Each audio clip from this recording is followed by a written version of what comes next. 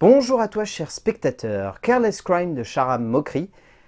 C'est un film dont j'attendais pas grand-chose, parce que ça fait partie de ces longs métrages qui, durant les grosses semaines de sortie, comme c'est le cas, puisqu'il y a un gros film qui sort cette semaine et qui éclipse un petit peu toutes les autres sorties, ces films-là tombent complètement en désuétude.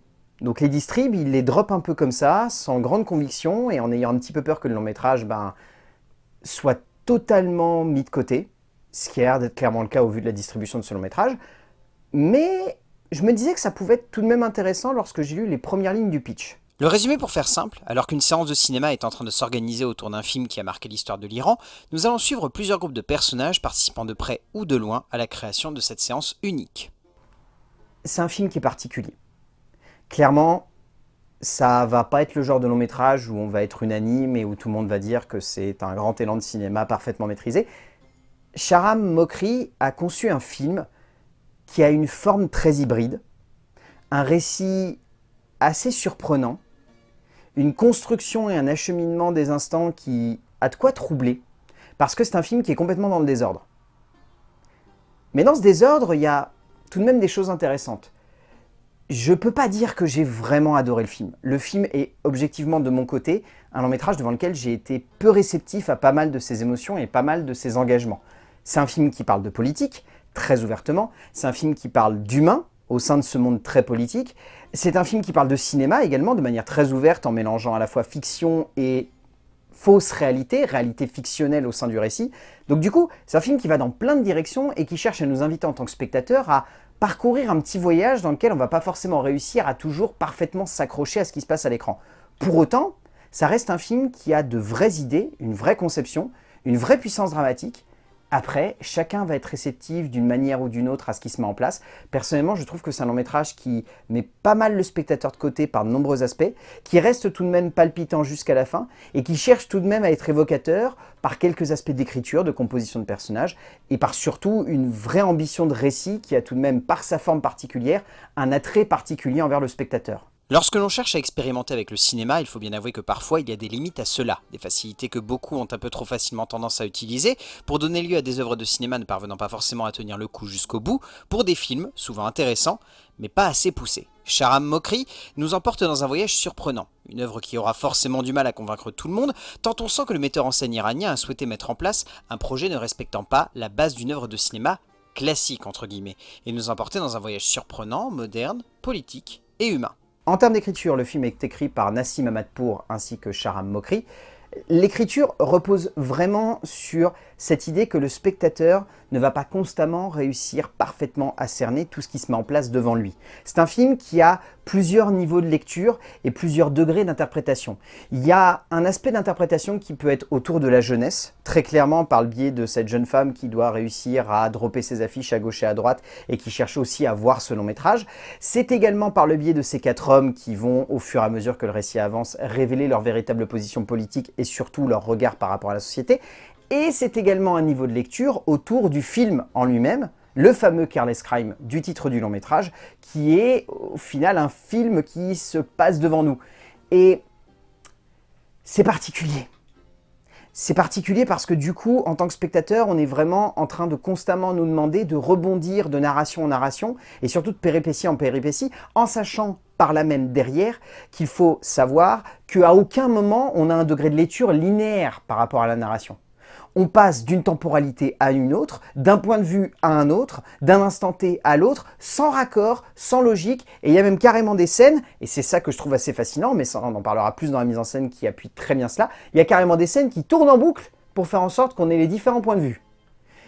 Donc en termes de narration, j'oserais même pas imaginer la tête qu'a le script, parce que le script doit partir dans tous les sens, doit avoir des annexes, doit avoir des petits astérisque partout pour dire ça finalement c'est lié à ça, mais en fait c'est également lié à ça, etc.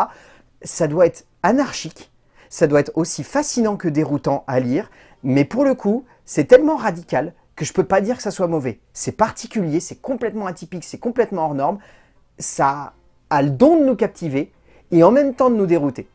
C'est en même temps génial et complètement perché.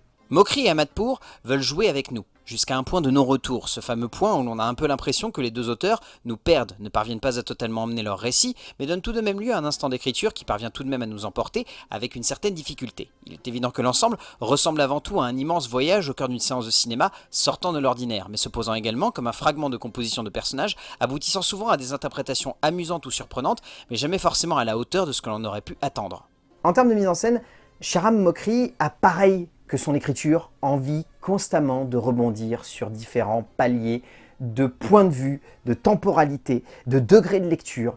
C'est un film qui passe son temps à s'amuser finalement de ce qu'un long métrage peut avoir comme forme de plus simple, mais également de plus complexe. Parce que la simplicité vient du fait que par de nombreuses reprises, nous avons beaucoup de plans séquences. Et par ces plans séquences, nous avons une linéarité de lecture entre guillemets. Mais Sharam Mokri a la bonne idée de se dire non, pourquoi faire une lecture classique d'un récit alors que par le biais du plan séquence, je peux me permettre des petites folies. Et il y a notamment, donc, on en revient à ce que j'évoquais avant, cette fameuse scène qui tourne en boucle. Il y a une scène à un moment qui se passe dans le film qui est dans le film, où les personnages vont tourner en boucle et où la caméra va les suivre. Mais pas les suivre de manière linéaire, les suivre un par un. Comme ça, on découvre chaque point de vue au fur et à mesure que la boucle se remet en place. C'est encore une fois aussi génial que perché. Parce que mine de rien, ça va à l'encontre même de ce qu'une œuvre de cinéma se doit de nous raconter, c'est-à-dire une histoire qui va de A à Z. Là, littéralement, on fait A, Z, mais on revient à A, puis on se redit que Z c'est pas mal, et A finalement c'est cool, et ainsi de suite. Je crois que j'avais pas vu une forme aussi éclatée de récit depuis Spring Breakers de Harmony Korine, qui était vraiment, lui, pour le coup, complètement explosé dans tous les sens, mais gardait tout de même une certaine linéarité de lecture par le biais de sa temporalité qu'on pouvait assez facilement identifier. Là, c'est tellement perché et c'est tellement barré que c'est impossible d'avoir une lecture facile de cette œuvre et où, honnêtement, même encore là, je suis en train de me repasser des scènes et me dire s'il n'y a pas un autre niveau de lecture nécessaire pour réussir à parfaitement cerner ce que Sharam Mokri a voulu mettre en place devant nous. Mokri est un cinéaste cherchant à questionner la base même d'une œuvre de cinéma, en ne plaçant donc pas simplement le spectateur comme le témoin d'un petit instant de narration classique, mais cherchant aussi à l'emmener dans une direction où il est un peu l'inspecteur exploitant et comprenant les détails de son parcours émotionnel.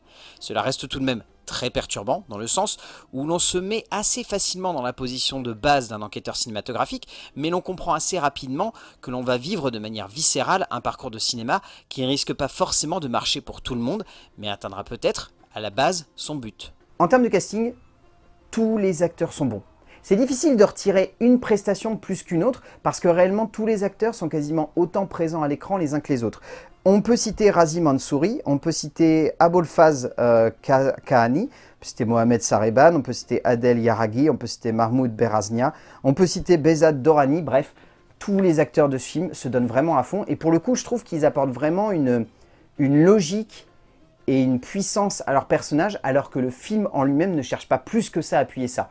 Le film est tellement bref par instant dans son évocation des protagonistes et tellement lunatique dans son côté éparpillé, que vraiment les interprètes, tu sens qu'ils se donnent à fond pour faire en sorte qu'on apprécie leur personnage. Et je trouve que l'interprète principal, par exemple, arrive parfaitement à faire ressentir ça. Babak Karimi est absolument parfait dans le rôle de Mohsen, l'acteur emmenant son petit personnage accrocheur dans la meilleure direction possible pour une interprétation qui marque et qui amuse. Au bout du compte, Careless Crime est un film barré. C'est un film qui est très compliqué et que je pense beaucoup d'entre vous ne vont pas réussir à pleinement cerner. Parce que c'est un film devant lequel on est autant fasciné que révulsé. On se dit en même temps que c'est une œuvre très attrayante et en même temps on se dit que c'est un film qui est tellement dans sa bulle et qui est tellement perché que c'est un peu compliqué en tant que spectateur de réussir pleinement à comprendre ce que le réalisateur a envie de mettre en place devant nous. C'est un travail fascinant, c'est un travail qui est passionnant je trouve à analyser ensuite, une fois qu'on a vu le long métrage, et à remettre en question et à réfléchir. Pour autant, je pense foncièrement que Careless Crime de Sharam Mokri n'est pas un film à mettre entre toutes les mains. Il y en a certains qui vont adorer, il y en a d'autres qui vont détester, il y en a d'autres qui vont être au milieu et qui vont se questionner. Moi je me situe là-dedans. Je suis au milieu, je me questionne beaucoup sur ce film. Je le trouve bon par de nombreux aspects, plus que vraiment mauvais ou hasardeux. C'est pour ça que j'ai quand même envie de vous conseiller un petit peu de le voir en salle, même si je sais qu'il n'est pas hyper bien distribué. Mais vraiment, il a une forme particulière, il a un concept et il le tient jusqu'au bout. Donc rien que pour ça, respect. A plus.